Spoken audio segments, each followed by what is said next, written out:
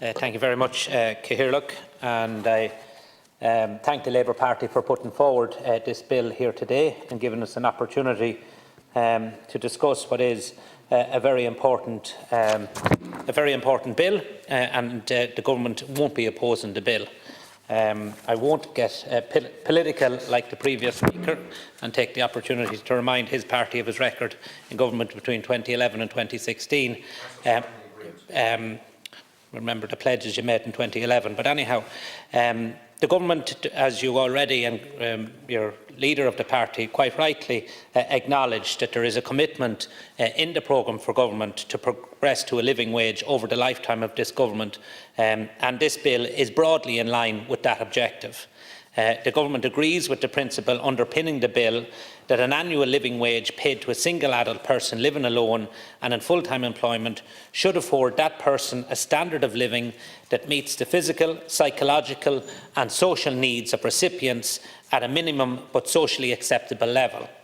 In January 2021, the Taoiseach asked the Low Pay Commission to examine the programme for government commitment to progress to a living wage and asked the Commission to make recommendations to him on how best Ireland can achieve this commitment.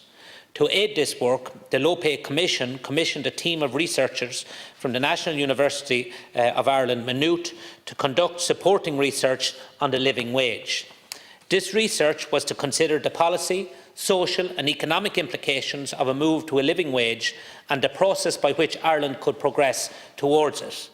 The research was also to examine international evidence on living wages, examining different calculation methods, examining the policy implications and outlining the options for moving to a living wage in Ireland. The Low Pay Commission received the final research report in January 2022. As part of its deliberations, the Commission then met with a number of stakeholders and representative groups. The Low Pay Commission submitted its living wage report to the Taoiseach at the end of March 2022, not in January as you thought, Deputy Patrick. The Low Pay Commission report is currently being reviewed and it is planned to publish the report along with the supporting research report in the very near future. By honouring the programme for government's commitment, Ireland will be among the early movers in adopting a national mandatory living wage. There are various methods available for calculating a living wage, most notably the basket of goods and service approach, where it would be decided each year the amount needed to cover these items and achieve an agreed standard of living. Alternatively, a fixed threshold approach can be used where the living wage would be set as a percentage of the median wage.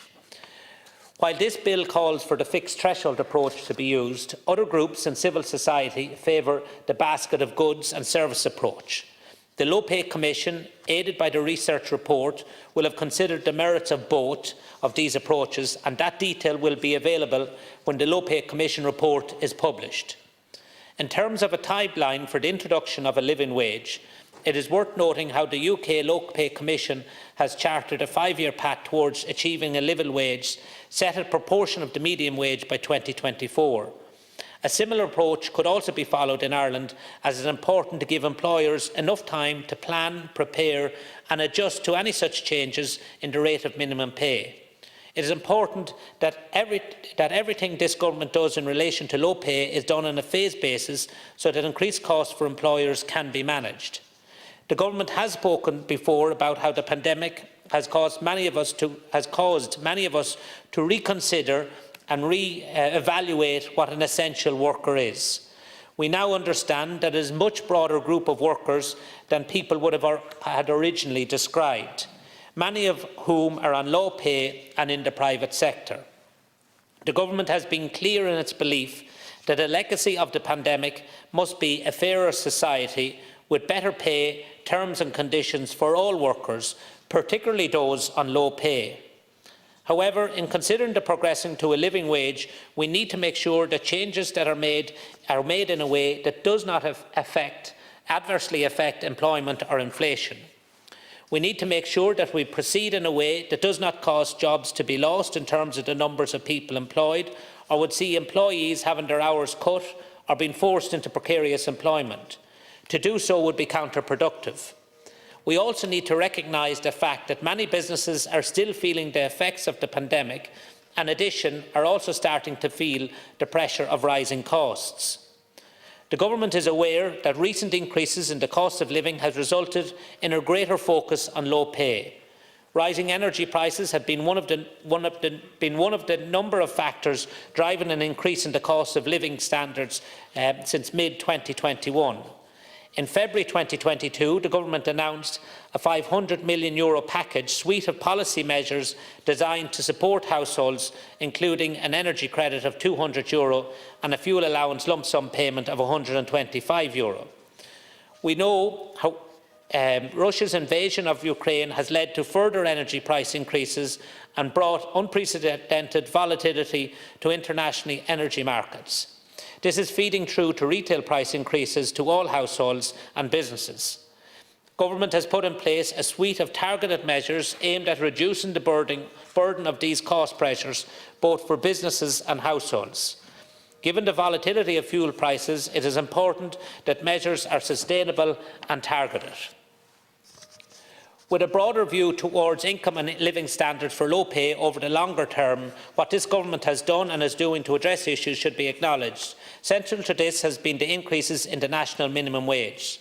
Since its establishment in 2015, the Low Pay Commission has been responsible for making annual recommendations to Government on the appropriate rate of national minimum wage.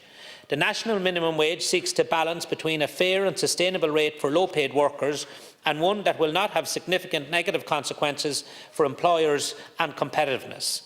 The Low Pay Commission is made up of an equal number of employer representatives, employee representatives and independent members, which help to provide a balanced view when determining an appropriate rate for the national minimum wage. The establishing legislation requires the Low Pay Commission to give consideration to a range of issues when arriving at recommendations for the appropriate national minimum wage rate. These include, as already mentioned, the impact on competitiveness, the likely effect that any proposed recommendation will have on future levels of employment, and also the impact any proposed recommendation will subsequently have on the cost of living. As the national minimum wage is legally enforceable, it provides protection for workers. When considering the increases in the national minimum wage during a period of inflation, the Government must be conscious of the need to avoid second-round effects. Pumping more money into the economy could lead to further inflation. The Low Pay Commission is legislatively required to provide recommendations to the Minister by the third week in July. The recommended increase in the minimum wage is then normally declared as part of the budget in October, coming into force the following January. The Low Pay Commission has made 6 recommendations on the national minimum wage since it was established, and the Government has accepted each of these recommendations. The national minimum wage has increased from €8.65 per hour to €10.50 per hour between 2016 and 2022, in line with the recommendations from the Low Pay Commission. The Government is supportive of the Low Pay Commission and the work it has carried out since its foundation, and respects the independence of the Low Pay Commission. Ireland has a well-established system to set minimum wage based around the Low Pay Commission. This system works well. Since its establishment, the Low Pay Commission has delivered 6 consecutive annual increases in the minimum wage. The next recommendation on the national minimum wage is due to be received in July of this year. In tandem, the Government will be considering the recommendations of the Low Pay Commission in regard to the programme for government commitment to progress to a living wage over the lifetime of this Government. The Government does not oppose this bill, and we will engage in detail in the subsequent stages of the bill.